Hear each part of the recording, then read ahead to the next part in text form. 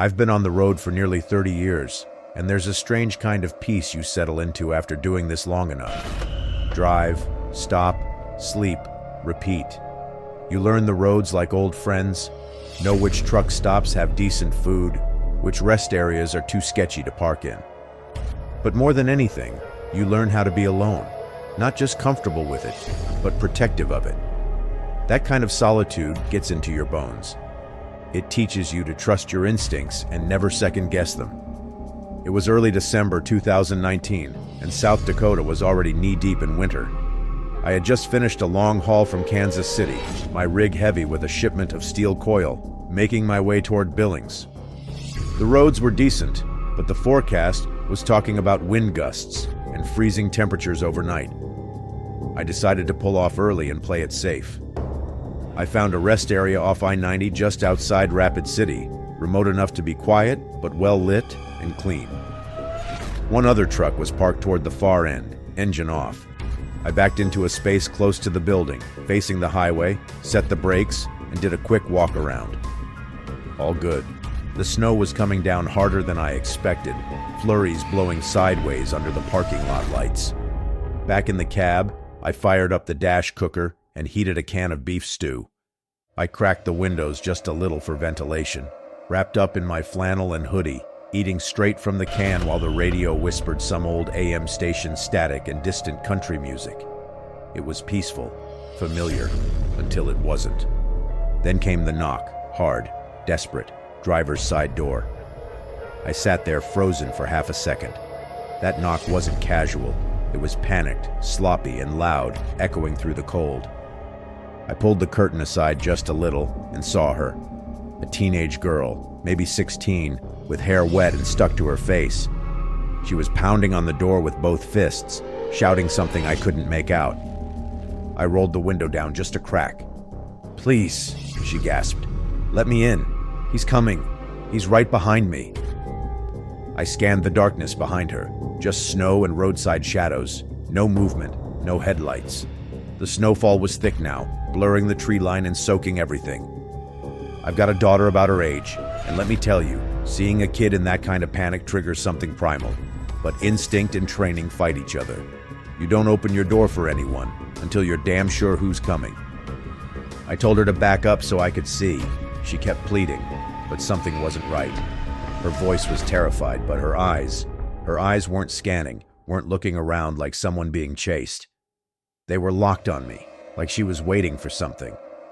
I reached over and hit the dash cam's quick record button, then flipped on both side mirrors and the rear spotlight. Nothing in the mirror, no one behind her, no tire tracks approaching. The storm was too loud, too chaotic. I could barely hear my own breathing, let alone footsteps in the snow. "Back up," I shouted. "Let me see." She blinked at me just once and stopped crying. That stillness, that's what shook me. Without another word, she turned and walked away.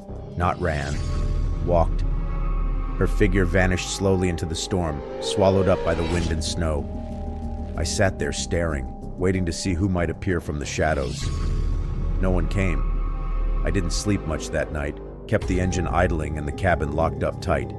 At one point, I climbed into the back and grabbed my crowbar just to feel better. I left the radio on low all night and kept looking out the mirrors every few minutes. Come morning, I checked the footage. My hands were shaking as I clicked through. She hadn't run up the dash cam, caught her walking slowly toward the truck, calm like a stroll. And as she got close to the passenger side, the night vision picked up movement beneath the trailer. A figure, someone crawling flat against the ice toward the front axle, waiting beneath the cab. I hit pause, rewound, watched again. They were using her as bait. She was never being chased. She was the distraction. I reported it. State police came to meet me at the next way station. I handed over the footage. They took it seriously, said they'd had a few similar reports over the past year, especially in colder months. A decoy knocks. The driver opens the door. Someone else ambushes them from the blind side. They asked if I got a license plate, but I didn't. The girl hadn't come from a vehicle. There was no car in the lot, and whoever had been under my rig had slithered out of frame before I could get a clear shot. They never caught anyone, The footage made the rounds on a few trucker forums. A few folks said they'd seen similar setups. One guy swore he got followed out of a rest stop after a girl tried to wave him down in the rain. Another said he saw someone crawl out from beneath a trailer and vanish into the trees. After that night, I installed undercarriage motion sensors and an exterior camera rig with infrared. I don't park unless I'm in view of security cams or another driver now. I don't care how tired I am. I'd rather pull an 11-hour haul than sleep blind. I've driven through blizzards, seen flipped rigs, break-ins, guys tweaking out at 3 a.m. in gas station lots. But that night outside Rapid City, that's the one I think about when I close my eyes. Because I've had close calls in bad weather before, but that night I wasn't fighting the storm. I was fighting something worse. Nearly 8 years of flatbed hauls, all solo. There's a lot of pride in that. You get good at handling the stress, the weight, the solitude. You develop thick skin and a sixth sense about people and places, especially when you're a woman running loads across back roads most folks wouldn't drive in daylight. You learn how to blend in, how to read the layout of a truck stop within seconds, and how to act like you're never unsure of anything, even when your guts are tying themselves in knots. It was East Texas, somewhere between Nacogdoches and Jasper. I had just made a delivery and was deadheading to the next pickup near the Louisiana border. It was July 2021, one of those days where the air feels heavy, even in the morning. The sky was a pale, sweaty gray, cicadas already screaming by noon, the kind of heat that clings to your skin no matter what. The forecast was saying a storm was blowing in, and it felt like the trees knew it too. Everything was still, too still. Even the birds had gone quiet. It was just past 4:30 p.m. when I saw her, or what I thought was her. There's this narrow 2-lane stretch of highway out there, real quiet, barely any shoulder, no real traffic, no houses for miles. I was maybe 15 miles out from the main road when I saw a figure slumped in the ditch just off the right side. At first I thought it was a deer, but as I got closer, I realized it was a woman. Knees tucked to her chest, long dark hair hanging over her face. She wasn't moving, looked like she was sobbing, shoulders trembling.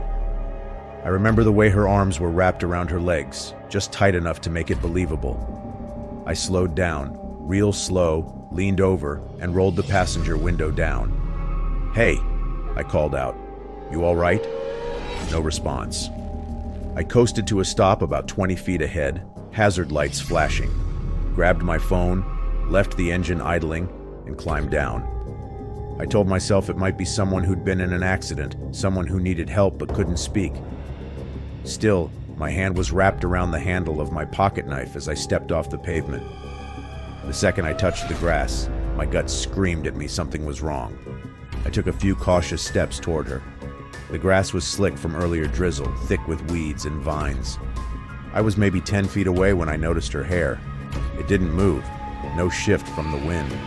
Her skin looked strange too, pale, too pale. The posture was too rigid, too posed. And then I saw it, her scalp, the line where the wig was attached. It wasn't a woman, it was a mannequin. I didn't have time to process it. Snap, a branch cracked behind me. I turned just in time to see a man break from the tree line, sprinting straight toward me. He was wearing dark clothes, mud-streaked face partially covered by a hoodie. In one hand, something shiny, metal, a pipe, or maybe a crowbar. I ran, no time to scream, no time to think, just pure adrenaline. I reached the truck, swung myself up by the driver's side rail, and slammed the door shut just as he grabbed for it. His fingers scraped the window. I could see the whites of his eyes, wild and locked onto mine.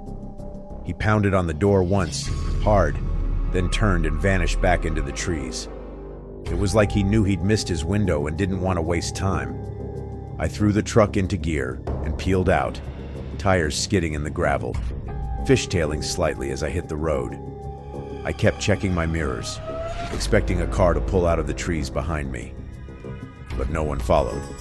I didn't stop until I reached a gas station 30 miles up the highway, one of those older ones with flickering lights and a single pump. My hands were shaking so bad I could barely type the number for 911. I sat in the cab with the engine running until the deputies arrived. 2 county deputies showed up about 40 minutes later, took my statement. I showed them the dash cam footage, which thankfully caught part of it, the moment I stopped, the moment I ran. The man's face was too obscured to ID, but the footage clearly showed the mannequin. They went back out there to check it out, called me the next day. The woman was indeed a mannequin, dressed in torn jeans and a hoodie, wig glued on. No fingerprints, no IDs, just enough detail to make it convincing from a distance near the tree line. They found tire tracks, 2 sets, discarded beer cans, a used pepper spray canister, evidence that whoever planned it had done it before and maybe planned to do it again. The deputies said I wasn't the first. 2 months earlier, another driver reported the same setup, same location. But he didn't get out, just slowed down and kept moving when he noticed the figure didn't react. He called it in too, but by the time law enforcement arrived, the ditch was empty. They never caught the guy or guys. Nobody really knows if it's one predator or a group. Could be a local, could be someone who targets that stretch whenever they think they've got a chance. Whoever it was, they knew exactly what they were doing. After that, I started keeping a crowbar under my seat and added a new lock bar to both doors. I installed motion lights to the side of the cab and added a personal GPS alert system. My sister insisted on buying it for me. Every time I stop now, I park nose out. Every time I walk around the rig, I carry a flashlight, even in daylight. I still take back roads, still run solo. But I trust my gut now more than ever. If something feels wrong, it is wrong. Because if I'd taken 2 more steps, I don't think I'd be here to warn anyone else. More than a decade in logistics, mostly running specialty loads for contract clients. I'm not a rookie. I know how to check a manifest, weigh axle loads blindfolded, and I've built my whole routine around 3 things. Be early, be alert, be careful. The routes change, but the mindset doesn't. And when you're unloading at 2 a.m. in a half-lit lot somewhere outside Stockton, that mindset is what keeps you alive. That night, I learned just how thin the line is between control and chaos. It was a Tuesday night in early fall. I had a partial load scheduled to drop at a regional distributor industrial park on the edge of the city. Standard deal, the kind of place that looks like a maze of chain link and sodium lights. GPS put me at the back gate of the freight lot just after 2:07 a.m., a little behind schedule thanks to some backed-up way stations outside Sacramento. Nothing too unusual. There wasn't a gate guard at the front kiosk, but that wasn't unusual either. It happens more often than people think, especially when the night shift is running skeleton crews. Half the time, someone pops out from the side shack with a clipboard and flashlight, waves you through like they know you. You get used to trusting the process. So when I saw a guy in reflective gear and a vest waving me down with a flashlight, I didn't think much of it. He had the full look. High-vis vest, clipboard, even an earpiece with a visible wire running under his collar. He told me the main parking strip was full and they were rerouting overflow to the back row. Said to swing around and take spot 17, just past the loading docks. He was confident, cool, even joked that he hoped I brought donuts. That line stuck with me weirdly. I gave a tight nod and followed his directions, turned wide, rolled around the back alley between 2 buildings, and pulled into the row. A few other trucks were already parked. I didn't recognize the rigs, but again, not unusual. This was a major logistics corridor. People came in from all over. My eyes scanned for anything off. Tags, decals, blinkers, tire marks. Nothing screamed trouble. I put the rig in park and climbed down with my clipboard and paperwork. That's when I noticed the guy had followed me on foot. He caught up fast and gestured toward the office door near the far side of the warehouse. "Drop the paperwork inside," he said, waving casually. "Door should be unlocked. Just leave it in the bin." I started toward the office. The lot was too quiet. No idle hums, no forklifts moving. Even the distant highway noise seemed swallowed by the buildings. And then I heard the clank behind me near the trailer. I turned around and saw another man, hood up, sleeves rolled, opening my trailer's rear latch. "Hey!" I shouted. He didn't flinch. He was already inside the trailer. I bolted back, the sound of my boots echoing behind me. But before I got halfway, another figure stepped out from between the rows of containers, arms up, casual, like he was just walking through. That's when it clicked. It was a crew, organized, smooth. One guy waved me in, the others moved fast. They were working my trailer like it was theirs, like they'd done this a dozen times before. I didn't stop to play hero. I turned on my heel, sprinted back to the cab, yanked the door open, climbed inside, slammed the lock, started the engine. I laid on the horn, long and repeated. The yard lit up with panic. The guy in the trailer jumped down, hit the pavement running. The one near the containers vanished behind a stack of pallets. The fake lot guard threw up his hands and jogged off like he'd just been startled. It was rehearsed, efficient. They scattered fast. I called dispatch while backing out of the lane, told them what happened. Then I called 911. 2 sheriff units showed up within 20 minutes. By then, the lot was dead quiet, like nothing ever happened. I gave my report. The cops weren't surprised. One of them said, "You'd be surprised how often it happens. These guys post up in industrial parks, use cheap reflective vests and radios to look legit, pick off trailers one at a time. Most drivers don't even notice until they're halfway through the next leg." They checked the trailer. 4 pallets were gone, 2 of them part of a contracted medical shipment, non-narcotic, but still expensive. I had to call my client and file a full incident report. The weight discrepancy would have triggered flags at the receiver anyway. I was lucky it happened early. The footage was forwarded to the property managers and regional freight security. Still, everyone knew how it would go. No names, no plates, no solid face shots. These crews know blind spots like they've mapped them. They never caught the crew. After that night, I started triple verifying every drop location. I don't pull into any lot without confirming through dispatch. Text alone isn't enough. I call. I wait for someone to verify a name. I make sure the office is manned. I don't follow people just because they have a vest and a flashlight. That night killed my old habits for good. Now I circle the lot twice before I even pull in. I check for security cameras, backup paths, signs of movement. I added an alarm system to the cab and installed a kill switch under the dash, something only I know how to arm. I've hauled explosives, emergency aid, medical diagnostics gear worth more than my house. But that night, that was the closest I've ever come to being completely blindsided. And the scariest part was how easy they made it look. How normal it all seemed, right up until it didn't. I've been hauling containers out of the port of Savannah for almost 20 years. If there's one thing I've learned in this business, it's that the numbers never lie. Every haul has a manifest. Every load is tracked. Times, weight, specs, security codes. The system's tight. It has to be. You get used to double-checking everything. Documents, locations, signatures, even the tone of voice on the other end of a dispatch call. That's why I remember that Friday in late November 2022 so clearly. Because everything about it felt slightly off. And in my line of work, slightly off is enough to get you robbed or worse. I was mid-route with a standard container, nothing flashy, just commercial electronics, shrink-wrapped. Manifest matched, tamper seals intact. I'd run this route before, same exact leg, nothing new. I was maybe 45 minutes outside of Savannah when I got a text supposedly from dispatch. It was short, urgent, new drop address, time-sensitive cargo, send confirmation now.